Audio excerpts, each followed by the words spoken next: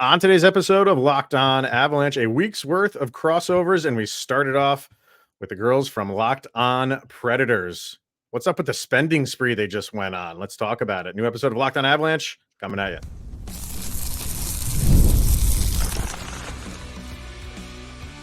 You're Locked On Avalanche, your daily podcast on the Colorado Avalanche, part of the Locked On Podcast Network. Your team every day.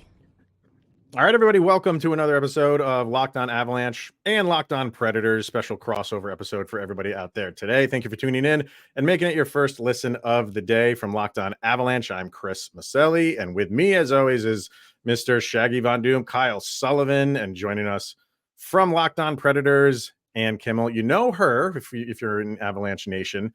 We've done crossovers with the Preds before, and she's always been around.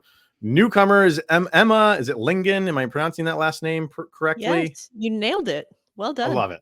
Okay, because mine is not the easiest last name. So if I can get somebody else's right, we're already off to a good start. So welcome to Emma. I mean, you've been doing the show with Ann for a couple months now, right?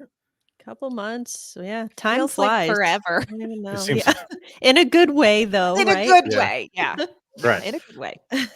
So yeah, for us, this is kind of like a crossover. And Kyle came up with like what did you call this, Kyle? Because we're doing all central, so it's like the central air. Yeah, Central AC. Central AC weeks. Exactly. Yeah. So and we wanted to start with you guys because I think the big question on everybody's mind is, where do the Preds get off just spending all of this money that maybe we didn't know that they had? So far, you guys are really the consensus winner to this point of free agency. And yeah, free agency is not over. You have a little while to go, but the big boys are gone, and it seems like they all went to Nashville. Start there. How are you guys feeling as compared to 2 weeks ago? The difference in this team, the outlook of this team. I will say that the difference that a week makes in covering the Nashville Predators when July 1st fell in there was huge, because in Nashville, of course, we had heard the rumors, and I'm sure you all had heard the rumors that, the Predators are in on the Steven Stamkos conversation. But had you told anybody, I think in Nashville, that the Predators would have signed Steven Stamkos, they would have been beside themselves. If you would have said the Predators signed Jonathan Marchessault, fans would have been beside themselves. If you would have said Barry Trotz signed Brady Skjei to the blue line, Preds fans would have been beside themselves. I do not think anybody in Nashville for a moment anticipated that Barry Trotz would go out and sign all three of those guys and announce it, minutes into free agency. So it has been a crazy, crazy week, doing media, hearing from these guys, and kind of keeping up on what's going on cap wise and everything with the Predators. But I am telling you, it is such an exciting time to follow this team. The city is buzzing about what Barry Trotz did and what this next season could look like. It has been really fun. It was really stressful for like the first couple minutes, like right when the free agency opened. We were both like kind of had our hair on fire because we're like, oh my gosh, we didn't think this was all going to happen all at once. But yeah, I think it's funny for honestly a couple years now. It seemed like the Predators had always been linked to whatever big name came out on, the free agent market or the trading block, purely because, well, they have the cap space and they have UC Saros, who may or may not get traded, who knows. And I think I always, it almost felt like, crying wolf to me, because I heard like, okay, Steven Stamkos, sure, of course they're in on that. Like, I didn't think it was really going to happen. And, it just felt like we were almost getting teased for a couple years now about like, oh, we may be in on this. Like they may be a trade suitor or someone who could sign this big name player, but never thought it would actually happen. And yeah, like Ann said, we went and got 3 of them. So it was a pretty big day. And I'm curious. This is also the same off season that Derrick Henry left Nashville, and now everybody. come on. I had to. I'm there. I suffered, but you bringing in everybody to Nashville, like literally putting a super team of sorts almost together in Nashville. What is Trotz trying to prove? What are they doing here? Because you see teams like Florida, Colorado, like going the grow from home approach and just building pieces around there. Why this sudden flip in philosophy in Nashville? Well, I think a big part of it was like we didn't really know what the direction was for this team. It was like we didn't really know what the philosophy was because it was okay, we're not going to commit to a rebuild, but we're also not going to full send and become contenders. We're just kind of going to stay in this mushy middle for a while, and we're going to keep being competitive-ish, where we're going to make the playoffs and then lose. And that was just kind of the and I think fans understandably were getting very frustrated with that, where it's like, okay, so what are we doing here? If we're not going to try to win a cup, then let's just tear it down. And I think that Barry Trotz is coming in now and saying, okay, look, we have Philip Forsberg, we have Roman Josi, we now have UC Saros as our goaltender for the next 8 years. We're not going to waste these guys while they're in their prime, and we're actually going to like pick a lane. We're going to pick a direction and just run with it, which is the kind of, decisive behavior I think that this franchise and this market hasn't seen yet. And I think the other thing that Barry Trotz has done is, like Emma said, he's kind of opened this window now, but he hasn't done it at the expense of a later window. He has not lost prospects. Nashville has got a lot of really good prospects in the pipeline that still need a little marinating. So now they're not going to be rushed. He hasn't given up a lot of that draft capital that David Poile kind of gathered up for him before he passed the torch. And so I think what Barry Trotz has done is kind of opened this now window where Nashville's going to have to take some steps forward, but it hasn't been at the expense of, like 5-6 years from now, there's still going to be a team with talent that can go for it again. Let me ask you about that, because right now I feel like these contracts look good. Fast forward, you said, 5-6 years from now, maybe not 5, because the Stamkos one is a 4-year deal. So go 4 years from now. The last year of the Stamkos deal, he'll be what, 38? He'll be 38. Marchessault will be he'll be about 37, 38. Brady Skjei, he'll be 30. What does he got here? 4, I think. 30. Okay, so it's not terrible, but so like I know that's looking too far ahead. and you guys just did a great job, and you're probably like, hey, I'm not worried about 5 years from now, 4, 5, 6, 7 years from now, but it's going to happen at some point. Do you think these contracts are going to age well, or that's just, we'll deal with that, we'll cross that bridge when we come to it? I think that goes to Anne's point. If there was nothing in the pipeline coming up to this point, then yeah, I would be a little bit more concerned. And I think, people maybe in the near term are looking at that, making the argument you just did and being like, well, I don't know, like these guys are going to be really old. Some people are saying, all right, the Preds have 2 years to do it. They have 2 years to win a cup and that's it.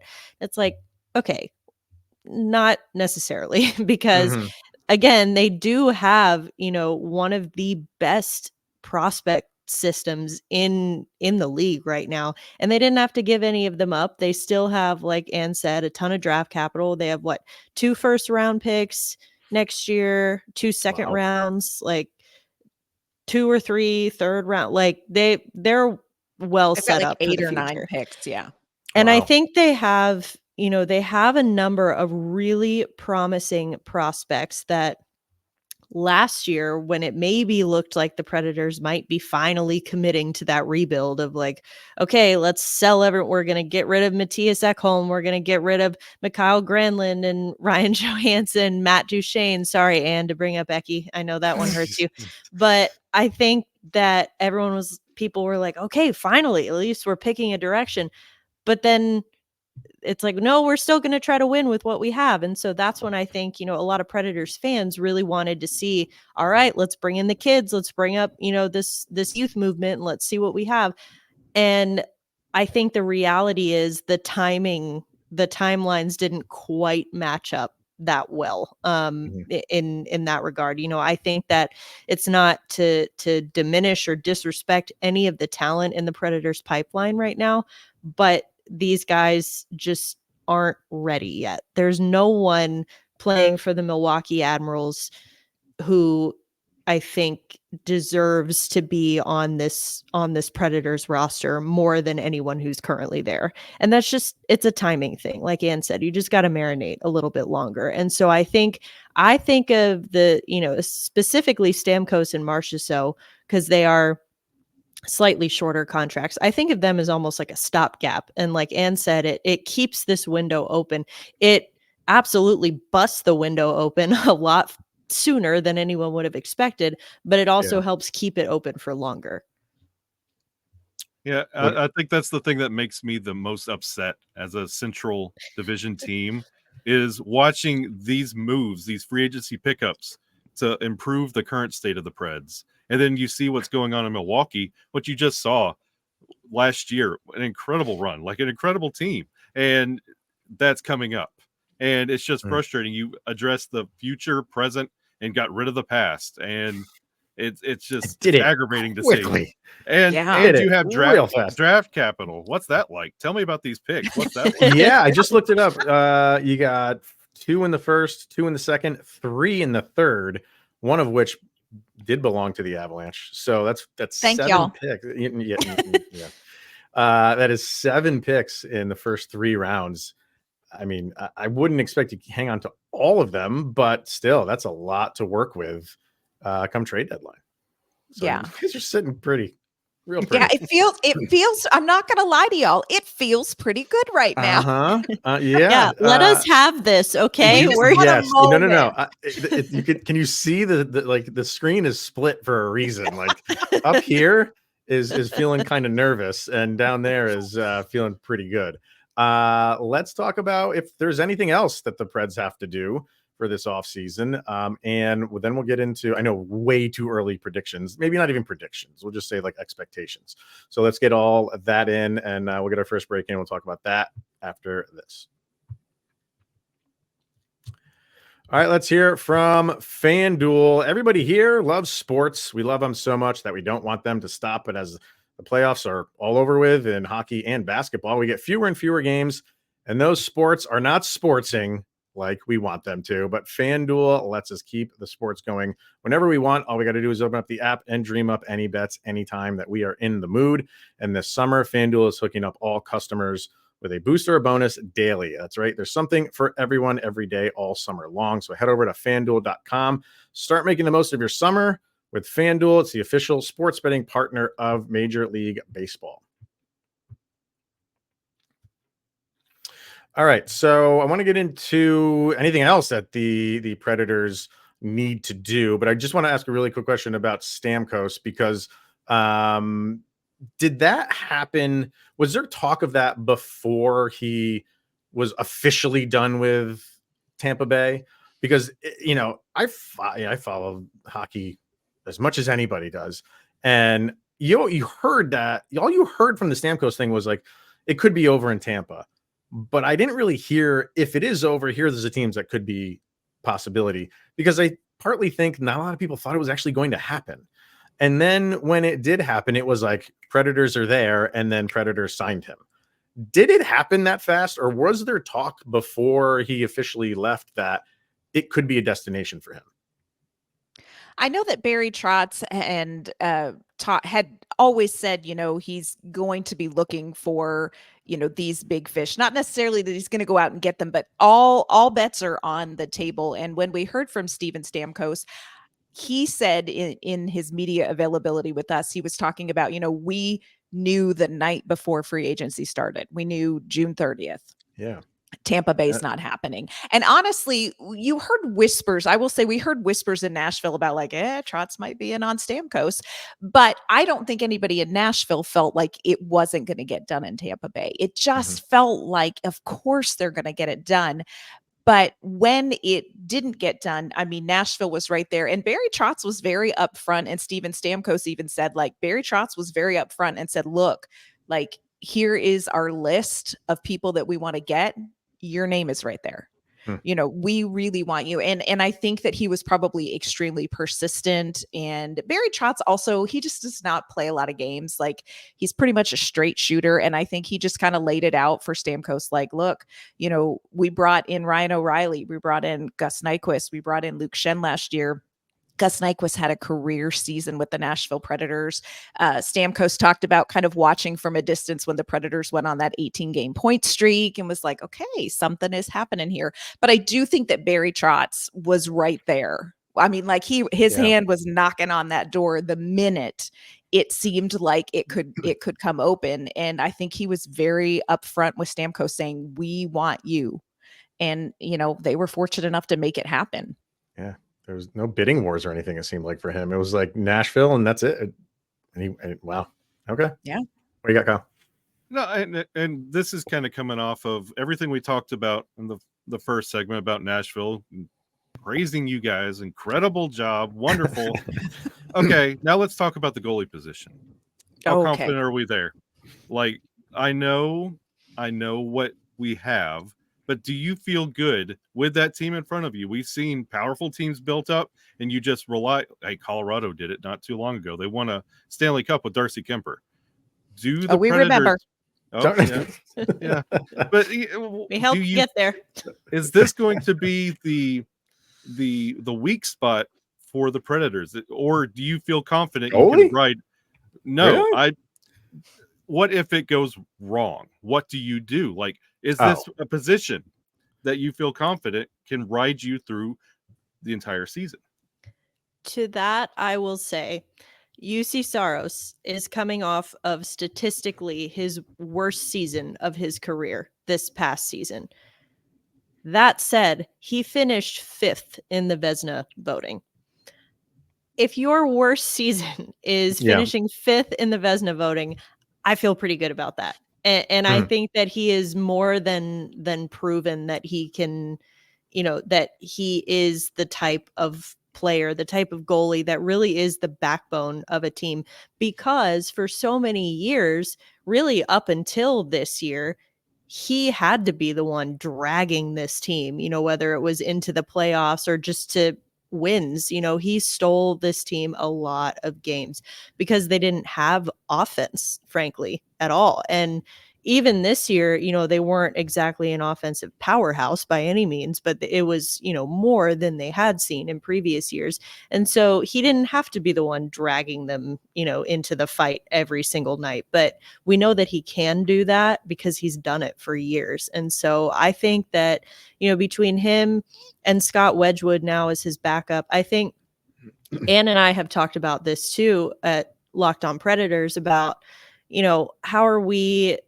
It's just going to be interesting to see now, because one kind of frequent complaint that we've had about UC Saros is there is absolutely no need that he needs to be starting as many games as he is. Right. Kevin Lankinen had 17 starts last year as the backup. That is nowhere near enough. And I think that now it's like, all right, well, now he's earned his contract. So can we maybe take our foot off the gas a little bit and maybe like kind of do what Dallas was doing with Wedgwood and, you know, kind of rotating him in? It was like every 4 games for Ottinger, something like that. I would feel more comfortable with that. I think all of us would, because we're, you know, knock on all of the wood that we've been pretty lucky that UC Saros has not had any significant injuries, considering how much he plays. And so I think that now that he does have that contract done and settled, you know, hopefully maybe they kind of start him a little bit less, get Wedgwood in there a little bit more, and then maybe they can get into like more of a rhythm that way. What do you think, Ann? Yeah, I agree with that. I think to have signed UC Saros, I know it's an 8-year deal, and people were like, "Oh my goodness!" And he was your biggest trade chip. Aren't you going to trade him to go get, somebody else? But sometimes your most valuable trade chip is your most valuable player. And I don't believe that Steven Stamkos or Jonathan Marchessault or even Brady Skjei would have signed with the Nashville Predators if they had not had UC Saros under contract, because you bring in a backup goaltender, you bring in a goaltender like Wedgwood, or had Kevin Lankinen stayed, your next man up is Yaroslav Askarov, who is, if you have not seen this young goaltender play in net, like grab a beer and buckle up, because he is a wild and some Tums. And sometimes I tell you, no joke, I take Tums when I watch this guy play, because he's a wild card, and he's got a ton of talent, but he's not NHL ready quite yet. And so I think if you hadn't signed UC Saros, none of these other dominoes would have fallen in the right place, I think, for Nashville right now. So Saros, I think, really is kind of the centerpiece for what Barry Trotz was able to do, in free agency. Yeah. We're in that same boat as far as goalie goes, because Georgiev just plays way too much. And so we can kind of relate to that. And even outside of the goalie position, they're putting a ton of mileage on the stars. Like Cale Makar plays a little bit too much for my liking. And he's playing 27, 28 minutes a night. Like, I don't want him doing that. As much as it's fun to watch him, that you're just, are you burning them out too early? So I think we're kind of in the same boat with the goalie position. But the guy backing up Georgiev, we don't like. I mean, it's going to be Justus Annunen, who is just, he's green as they come. So that is really up in the air for the Avs. So we'll have to just have a wait and see approach, because Georgiev was just up and down last year. Had a very good playoff. So they're kind of just hoping that transports over into this season. We really don't know. But for the Preds, what else do they have to do? I'm on their cap friendly, which is still up, by the way. I thought that was supposed to be down by now. I know. tell Every anybody. time I click did I say on that it, out I loud? hold my breath. I'm like, is it? Yeah. I think it's through the end of July, I want to say. Oh, It's the okay. nicest thing. I mean, it's the least they could do. Yeah. So I mean, I do go to Puckpedia, but it's just a habit just to type in cap friendly. Yeah. Either way, again, you're in a better position than the Avs are. It says you're over cap right now just by about $180,000, where the Avs are Kyle, 1.4 million, I think, over. Yeah. What else do they have to do? Yeah, and climbing maybe. What else do they have to do? How do they clean this up? Is there other moves on the horizon for the Preds?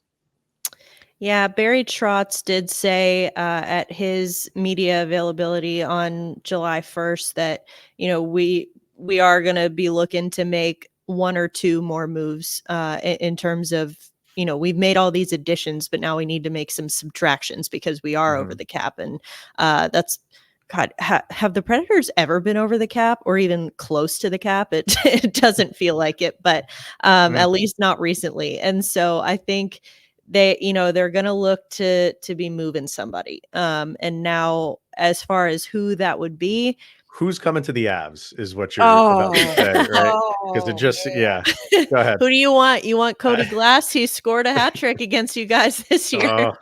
You want Sam Girard back? There are so many people that would want Sam. Like there is a small, passionate Sam Girard contingent in Nashville. Yeah, they cry out for him. Really? Yeah. No, I mean, don't feed the Avs fan base. Don't. Literally. Yeah.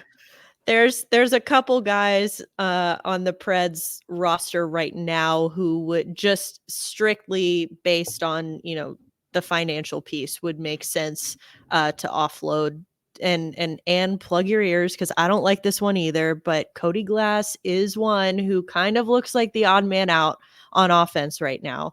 If you're looking at the blue line, you've got Dante Fabro, who, again, through no fault of his own, really, is kind of just looking like the odd man out at this point, now that they've gone and gotten Skjei.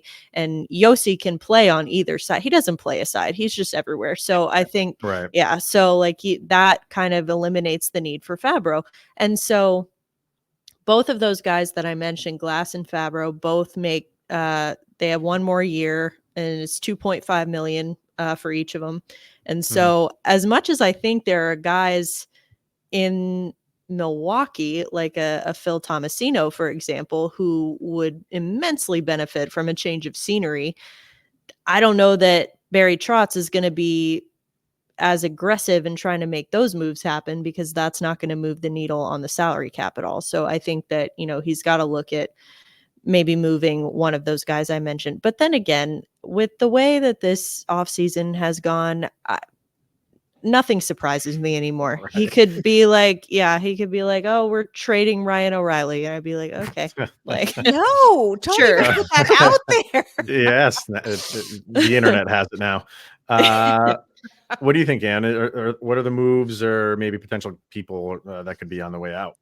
As much as I hate to say it, I do think that probably Dante Fabro and Cody Glass are the two that are the most obvious, both in terms of how they're going to help with cap space, but also in terms of these are players that I think other teams would be interested in. Cody Glass had a really tough season last year. I mean, it was hard to watch with injuries and just kind of struggled to get back to his game, but he has a ton of potential. I mean, he was a 6th overall pick. He was Vegas's first pick.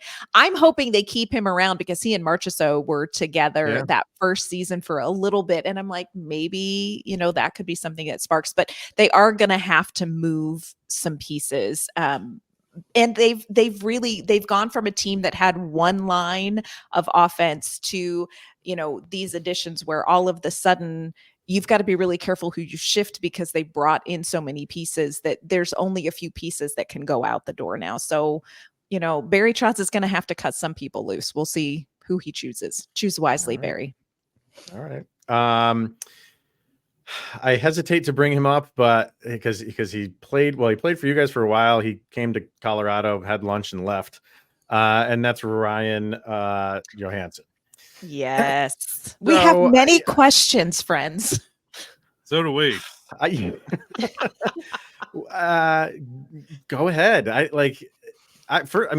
What's your take on the whole thing? It just seems like he has fallen out of favor with everything right now. And I mean, he's still in Philly, I believe, but they don't really show signs of wanting to even use him for anything. So how are you guys feeling? Because he's part of, Nashville, he was big with you guys for a while.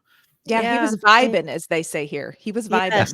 Yes. we were all vibing with Joey. But I think, to like Ann said, there's that passionate Sam Girard contingent. I mean, with what Ryan Johansen did with this franchise, especially in that, up until obviously he was injured in that 2017 Cup run. I mean, people still, you see out there, whether it's media or anyone, just building like their all-time Predators lineup. I think you saw that a lot last year because it was the 25th anniversary season. So people were looking back and like, okay, like all-time lineup. Ryan Johansen was in every single one of those, which is so funny to see, because now it's like, where is he? I guess Philly, maybe, sort of, but like it's I don't know. He's getting married this summer, so that's nice for him, I guess. But I don't know if he's playing hockey again. But hey, we'll see.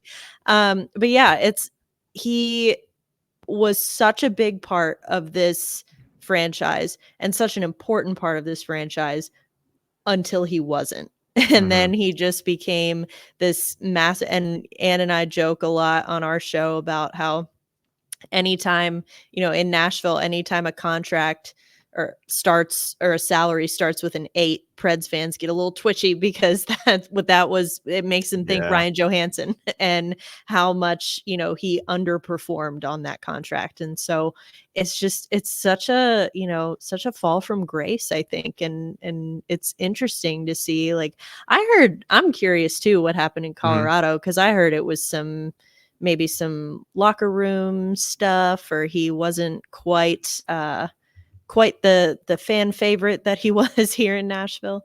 I'll let you go. I'll let you start. Happened? I'll let you start, Kyle. Go ahead. I do know Devontae's did call out the locker room about guys that came in here thinking they know how to play hockey, but won't play like the Avalanche system. And then guess what? Those comments about the locker room and guys that come in here disappeared around the trade deadline. It was crazy. I have no idea. And when you would watch Ryjo in like press conferences and like when they would interview him, the look on his face, you could watch it muted and it was loud. You could see that he was here but didn't want to be here and was not having a grand old time. And when it comes to what we sent out, I know it wasn't damaged goods. I can tell you that. It's sometimes players don't fit in a system, and it just didn't work. And they needed him to be their second line center because that was a glaring need for them. And the Avs play a fast game. It's a fast sport and the Avs do it very well. And when you're asked to do a lot on this team and be a top 6 guy, he struggled to keep up. And you could see it. So if he was a bottom 6 guy and just needed to go out there and just make sure the dam didn't break, I think he could have done that. And he found his way down there too, on a bottom 6 role and couldn't. Avs are good at bringing guys in that the system that they're in doesn't work, and they bring them in and the Avs system works for them. And this one just didn't. It didn't work. Now the locker room stuff, I don't know. Everybody kind of the Devon Taves comments. Everybody is kind of pointing to, well, we think he's talking about Ryan Johansen. Like, we genuinely don't know. Could it be? It could have been anybody there. But the interesting thing is, like, if there was some locker room dissension, you did see the other side of that too, because they had a whole mothers away game that all the mothers went to. And Josh Manson's mom passed away, like, I think it was like a couple months before that. And Ryan Johansen got t-shirts made for all the moms that it had something on it for Josh Manson's mom. And it was like, okay, well, he's doing that stuff too. Like, so there were good parts of what he did in the locker room as well. Could he have lost it? Could he have lost the locker room? Sure. But so I don't know for a fact if that's who Taves was talking about, but if it was or if it wasn't, it was not working on the ice. And the Avs gave Philly a first-round pick to take him off their hands. Man. They got Sean Walker in the deal, and they said, "We'll take Walker. You take Ryan Johansen. Take a first-round pick for Walker, and take Ryan Johansen off our hands too." And that's where we're at. And now you have Casey Middlestat, so you have the number 2 center, and you're all set. So and we're fine. I mean, it's amazing kind of how the Avs most of the time come out on top of these deals, and they're pretty good at doing that. And I think they tried it, didn't work, so they shipped them out, and now they got Middlestat. So to watch how the Avs improved through that move, and then watch Ryan Johansen. I went to go watch a Lehigh Valley Phantoms game just to see Ryan Johansen, and he was healthy scratched. I wondered if he would take the ice at all there. And I didn't even see him. Yeah. I thought it was convenient that he suddenly was injured when he got sent there, that like all of a sudden he's got this nagging injury and he can't play. And it was like, And the fan base was mad at the Avalanche for that. And it's like, we sent him to you healthy. There's something going on with you guys like, where why'd you take him? This is a Philly problem. That's a you problem. That's not an us problem. So, but I feel bad for him because he's had a good career, and it just seems that you don't like to see, if it ends, any careers end like that up to what he's done to this point. So we'll see what happens. Let's finish things up with, like I said, I don't want to make predictions, way too early for that, but expectations for the Preds. I mean, you guys had a great run to end the season last year that catapulted you into a playoff spot. When that happens, you figure like we got to at least do the same thing next year. That's before you even go out and do what you did in free agency. So now, I mean, is it like win the division? Is that definitely on the table for you guys? I would have to think that it's got to be close to that. Well, now we've still got you guys in Dallas to deal with, so it's not that easy. And that's the thing. Step aside. Yeah, that would be great. If Nathan McKinnon could just calm down for a little slow bit. his roll. Yeah, but no, I think that and I've been asked this, again, because Barry Trotz just went ham last week. I suddenly am in demand all over Canadian radio now because they need people to talk about the Predators, I guess. But Right. that was something I got asked a lot was, what's the expectation now? And, can they win the division? And I'm like, well, I think if it was any other division, I would say yes. This division, frankly, because of you guys and Dallas, and maybe throw Winnipeg in there too, it makes it a lot harder. And so, but that being said, maybe not win the division. I think you got to at least be a 2 or 3 seed in the playoffs. And you need to win a playoff series. My God, they have not done that since they went to the Cup final, I think. And it was, that needs to happen because this season, it was brand new. Barry Trotz is new. Andrew Brunette's new. Like, we didn't know what we were going to get. So it was just kind of like, hey, if we even make the playoffs, that's great. And that's just house money at this point. Now, the stakes are higher. The expectations are higher. So you got to at least get out of the first round of the playoffs. And agree. Yeah, absolutely. They absolutely have to win the first round of the playoffs. You don't add players like Stamkos and Marchessault and Brady Skjei and re-sign UC Saros for 8 years and not get out of the first round of the playoffs. So I think Barry Trotz, he preaches that let's be patient, let's see. And I do think it's going to take the Predators, a couple of months into the season to find a groove with all of these new pieces and getting everybody on the same page as far as systems. But when it comes time, April and May for these playoffs, Nashville has to be ready then. So they've got to come out and win. I'm with Emma. It is so frustrating because by dang, y'all, we would really like to win the division. But there you all are.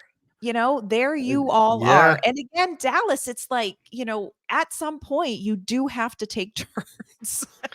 Yeah, well, and the funny thing is, like, for Avalanche fans, and I think I would agree with this, like, they have their core locked up. So every offseason, it's just finding like those smaller contracts and not the big, like, sexy signings. And Avalanche Nation kind of feels like, well, what are the Avs doing? They don't need to do much. Like, what do you have to do when you have Cale Makar, when you have Mikko Rantanen, when you have Nathan MacKinnon? That's what all teams want. And I think the Preds went out and kind of did that. So next year, they're not going to have to go out and do all this big spending because they did it this year. So while, it's all about what happens like here and now, what the Avs are doing here and now is not a lot because they set themselves up to be this way. And yeah, like they're going to be super competitive. But I think there's like some people in the Avs fan base that doesn't feel that way because they haven't made a big signing in however many years. Well, you don't need to, and you're going to be near the top of the division again. So I think you guys are right, though. I think it is a much more competitive division, and even the teams that are not going to make the playoffs are better. So I think from top to bottom, it's a much better division. What do you think, Kyle? And I will just in closing, I'll give a cautionary tale to all Predators fans.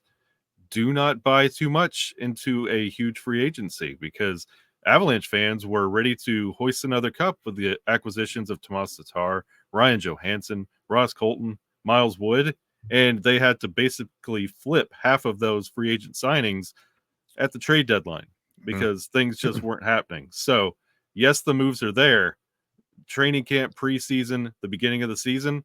I'm curious to see how this works for Nashville because theoretically, on paper, you guys should be locked in for that number 3 in the Central and making some noise and hoping Dallas and Colorado do stumble. Yeah. I'd be fine if Dallas stumbles all the way down as far as they could go. I don't think so would we. We would sleep fine at night. We can agree on that. Yeah, absolutely. And finally, like in the off season, we both have a player on this Amazon show that's coming out, I think in the fall. Gabe Landeskog is going to be on it for the Avs, and I believe Forsberg is going to be on it for the Preds. And I have to admit it, and maybe some people will be mad at me, like I'm a big Philip Forsberg fan. I know he's an Avalanche killer, but he's just a likable guy. And okay, so first of all, he's like the only one that we have that's an Avalanche killer. An Avalanche killer. Yeah. Well, you got Ryan O'Reilly now too, so him as well. But I think that's going to be a fun show, and obviously I'm looking forward to Gabe Landeskog and everything that he's gone through being kind of documented. But just Philip Forsberg just looks like a cool dude to hang out with, so I'm kind of looking forward to this show. He's a cool dude, and it's coming at a great time because I do believe, and Emma, correct me if I'm wrong, they're covering him and his wife through the birth of their first baby. Oh. Felix, little Felix Forsberg, who arrived at the end of the season. So it'll be really fun to kind of watch that back. But I love the idea for the show. And I agree with you. I think watching Landeskog and behind the scenes of that storyline, I think that's going to be really interesting. Should be. I'm also going to be watching for myself because I'm just saying at one point during the playoffs, as Phil was leaving the arena, he came up to me and said something to me, and there were cameras following him. So I was like, I feel like I may have made it onto the show. I'm sure they didn't. I'm sure they didn't cut that out or anything. They're like, "Who's this girl? Move." Have you received a paycheck in the mail? You get any residuals from this? Okay.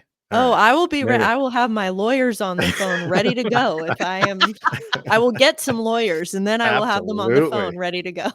Sue Bettman every chance you can get. Come on. Oh, come on. Yeah. Oh, man. All right. Well, let's meet up again around when the season starts or the first time that these two play, which I'm not sure when that is. What's up? And let's have a normal game, for goodness sake. I'm tired of these crazy, ridiculous games. Overtime, 2 minute in on the ice, nonsense. Regulation. Come on. Yeah. We remember that game probably a little differently than you do, but I know exactly much differently. Much differently. All right. Thank you guys for doing this. And like I said, we will definitely be checking in with you guys later on when the season starts. So appreciate it. Thank you so much for coming on. For Emma and Ann from Locked On Preds, I am Chris, and that's Kyle from Locked On Avalanche. Thank you, everybody, for tuning in and making it your first listen of the day. And we'll see everybody later.